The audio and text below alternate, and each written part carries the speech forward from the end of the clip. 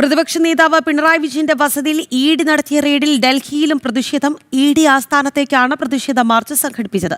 പ്രതിഷേധ march police തടയുകയും CPM general secretary M A. Baby അടക്കമുള്ളവരെ അറസ്റ്റ് ചെയ്ത് നീക്കുകയും ചെയ്തു.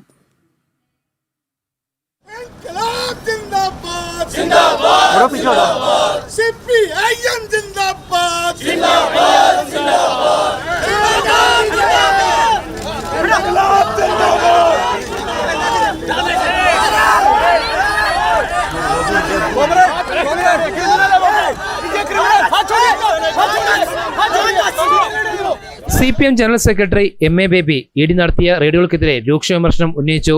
മുൻ മുഖ്യമന്ത്രി പിണറായി വിജയനെതിരായ ഹീനമായ രാഷ്ട്രീയ ആക്രമണം നടക്കുന്നതെന്ന് അദ്ദേഹം ആരോപിച്ചു. വീണ വിജയന്റെ കമ്പനി എക്സോലോജിക് CMR കമ്പനിക്ക് നൽകിയ സേവനങ്ങളെ അഴിമതിയായി ചിത്രീകരിക്കാനാണ് കേന്ദ്ര ഏജൻസികളുടെ ശ്രമമെന്നും എം.എ. ബേബി പറഞ്ഞു. അന്വേഷണവുമായി തുടക്കം മുതൽ തന്നെ വീണ വിജയൻ പൂർണ്ണമായി സഹകരിച്ചു വരികയാണ്. BJP ഗവൺമെന്റിന്റെ ഒരു എക്സ്റ്റൻഷൻ ഡിപ്പാർട്ട്മെന്റായിട്ടാണ് എൻഫോഴ്സ്മെന്റ് ഡയറക്ടറേറ്റ് എന്ന് പറയുന്ന സ്ഥാപനം പ്രവർത്തിച്ചുകൊണ്ടിരിക്കുന്നത്. എത്രയോ കാലമായി നമ്മുടെ രാജ്യത്തിലെ ഗവൺമെന്റിന്റെ കൈവശമുള്ള നിഷ്പക്ഷമായി പ്രവർത്തിക്കേണ്ട വകുപ്പുകളെ പക്ഷപാതപരമായി രാഷ്ട്രീയമായി ദുരുപയോഗപ്പെടുത്തിക്കൊണ്ടിരിക്കുകയാണ്.